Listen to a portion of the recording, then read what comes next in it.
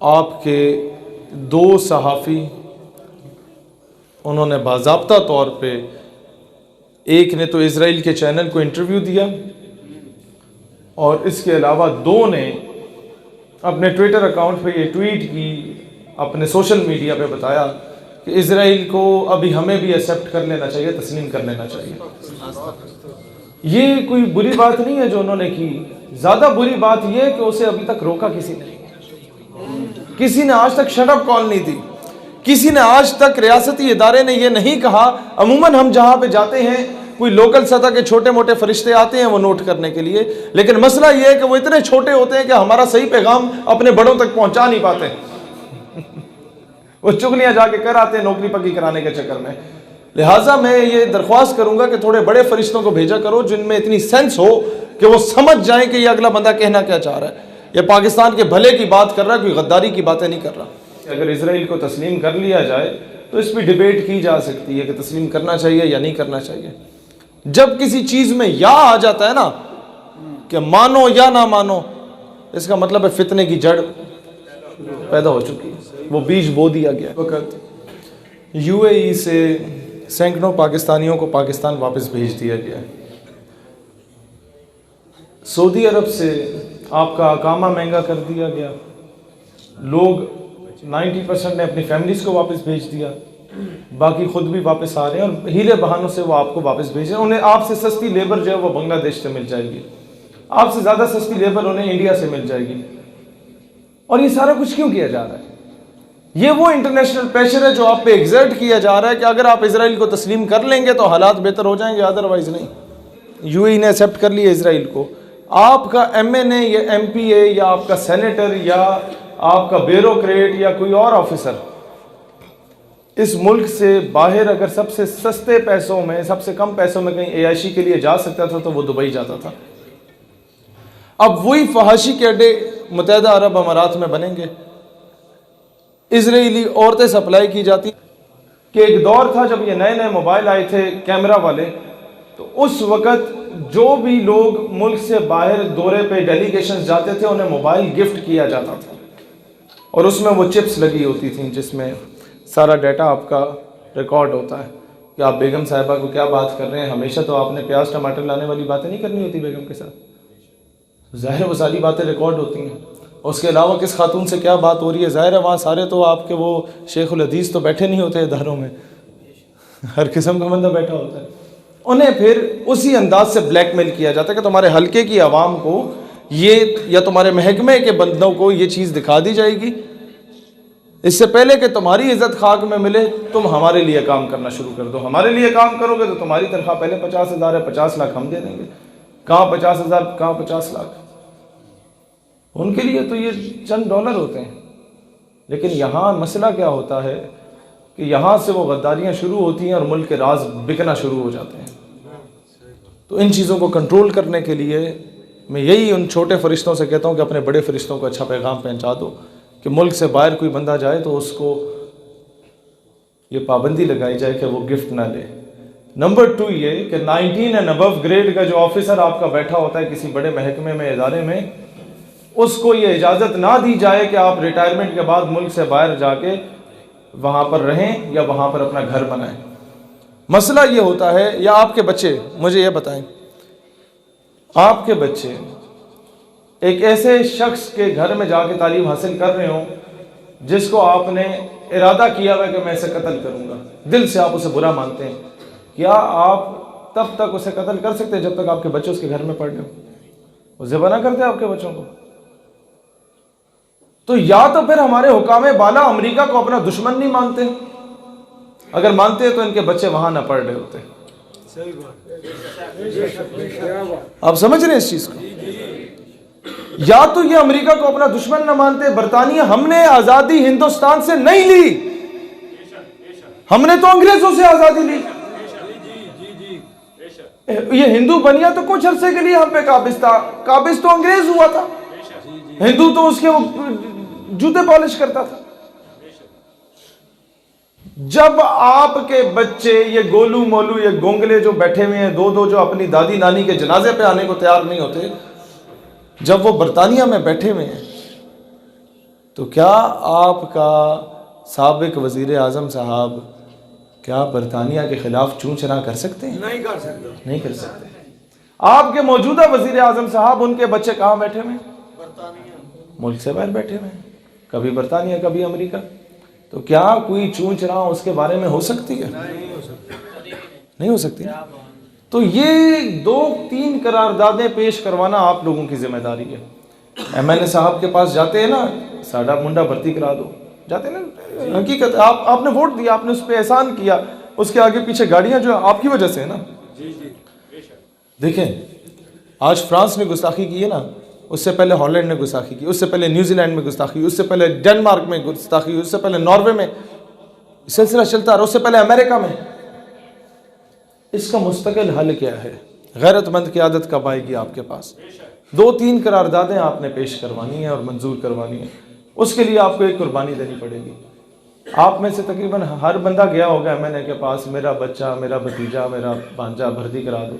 1-2 के भर्ती हुए होंगे, बाकियों को लारा ही मिला होगा ना। इसी तरह लिहाजा लारा लगवाने से बेहतर है उन्हें को MLA साहब आज हम अपना बेटा भर्ती कराने नहीं आए, MLA साहब आज हम अपने गली पक्की कराने नहीं आए, MLA साहब आज हम कीमे वाला नान खाने नहीं आए, आज हम बिरयानी की प्लेट पे बिकने के लिए नहीं आए, MLA साहब आज जो है हम गली नहीं पक्की कराएंगे, आज हमारे गांव में गैस नहीं लगती, ठीक है MLA साहब नहीं लगे, कोई मसला नहीं है, हमारे प्यो दादे गैस के बगैर भी जिंदा थे ना, तो बाद में भी जिंदा रह लेंगे, कोई मौत नहीं पड़ती उन्हें। हाँ, होनी चाहिए, अच्छी बात है, हमारा हक है, लेकिन फिलहाल हम इसके लिए नहीं आए।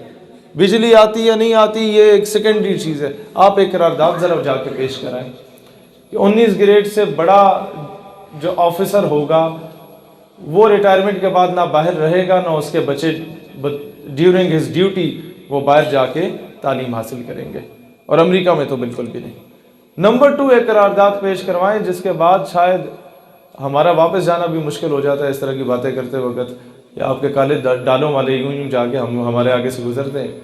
वो करारदाद ये पेश करें, ब्यूरोक्रेसी में कादियानियों की भर्ती पे पाबंदी होनी चाहिए।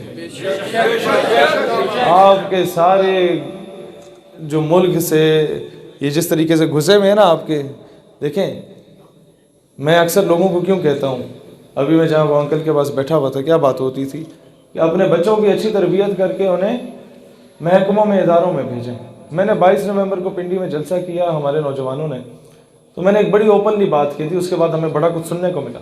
मैंने कहा अपने बच्चों को ISS भी कराएं, CSS कराएं, उन्हें महकमों में, इदारों में भेजें, फौज में भेजें, ताकि 20 साल के बाद जब वो किसी मकाम पे पहुंचे तो किसी अच्छे सियासतदान को इलेक्ट करके लाएं। तो सारे हंस पड़े कि नहीं यार ये आपके, मैंने कहा सच है।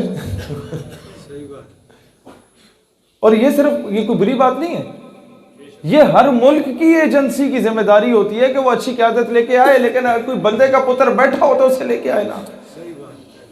मेन पॉलिटिकल पार्टीज में कोई चेहरा है ही नहीं, तो वो जो सबसे कम बुरा होता है उसे उठा के वहां पर ले आते हैं। अब सूरत हाल क्या है, ये 2 करारदादें होगी, आप समझ रहे हैं इस चीज को।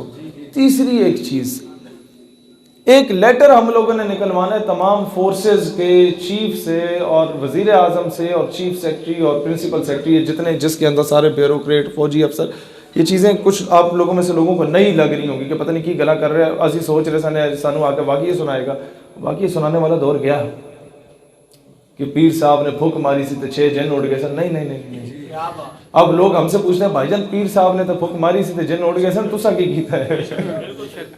तो हम जो ये पैगाम मसला वो आपको देने आए हैं वो ये है कि ये करारदाद आपने पास करवानी है कि आपके आला इदारों में कोई भी शख्स वुमनाइजिंग में औरत के साथ या शराब पीता हुआ पकड़ा गया तो उसको फिल फौर उस ओहदे से बरतरफ किया जाएगा।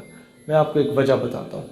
मुल्क में करप्शन और बुज़दिली के सबसे बड़ी वजह क्या है?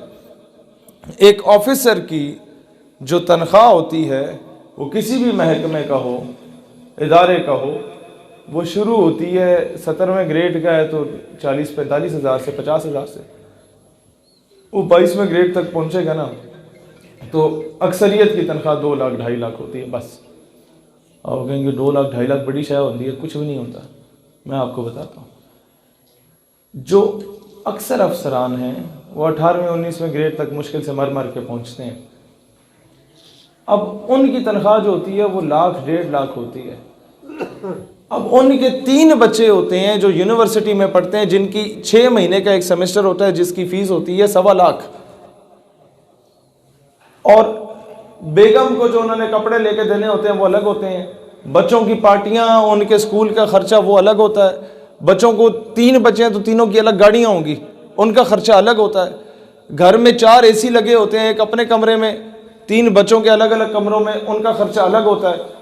30-40 हज़ार बिजली का बिल आता है। और ये आता है, हर सूरत आता है, क्योंकि हम उस सिस्टम में पले बढ़े हैं। तो ये जो वुमेनाइजिंग में, जो ये गलतकारियों में, जो ये बदकारियों में जो औरत के साथ जाके पैसा लगा के लाते हैं, तो ये औरत भी अपने टाइप की लाते हैं जनाब अली।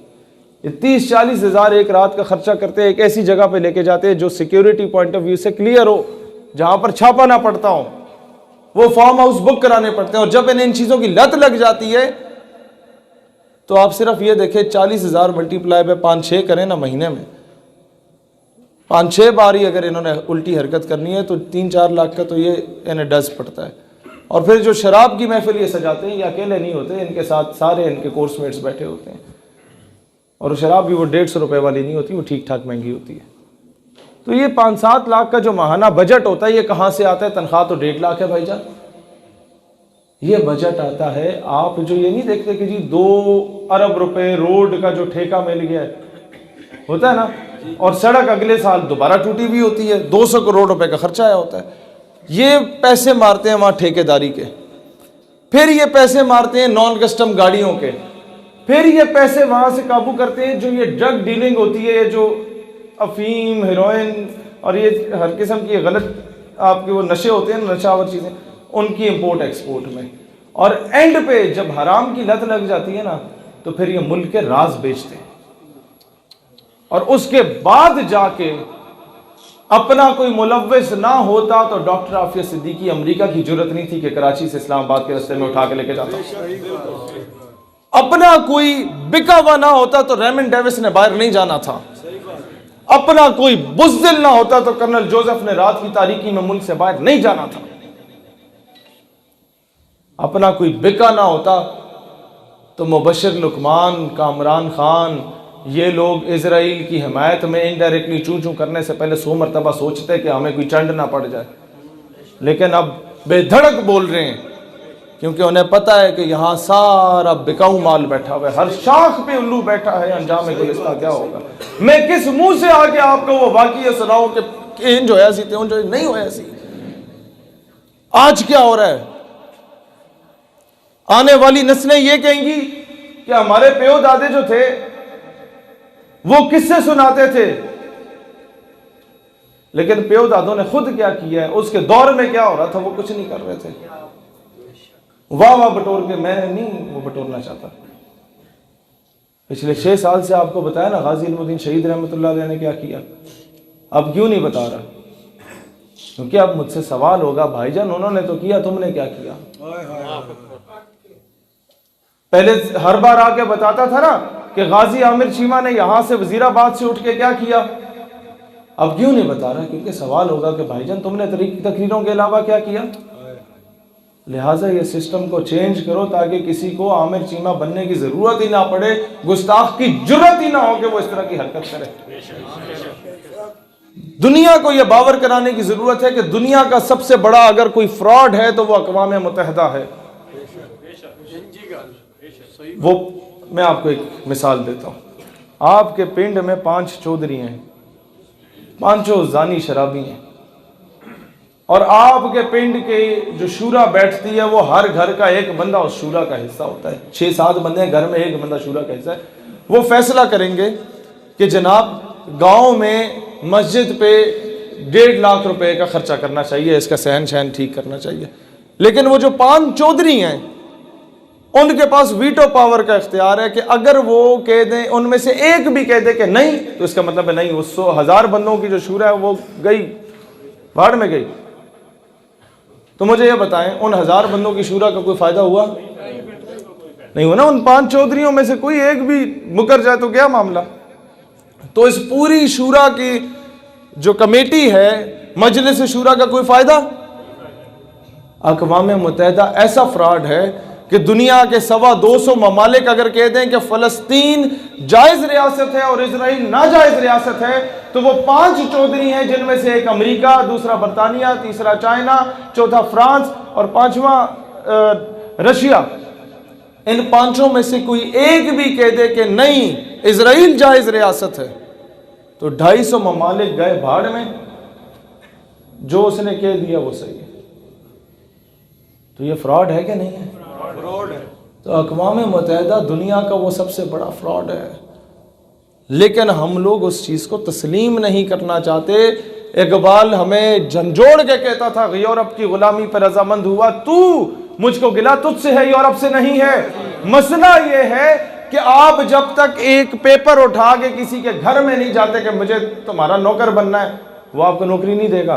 तो जब तक आप अमेरिका के गिट्टों में बैठ के बूट पॉलिश नहीं करते, तो वो भी आपको नौकर नहीं बनाता। अमेरिका तुम पे जुल्म नहीं करता, तुम खुद जाते हो कि मुझे डॉलर दो, मैं तुम्हें अपनी बेटी देने को तैयार हूं।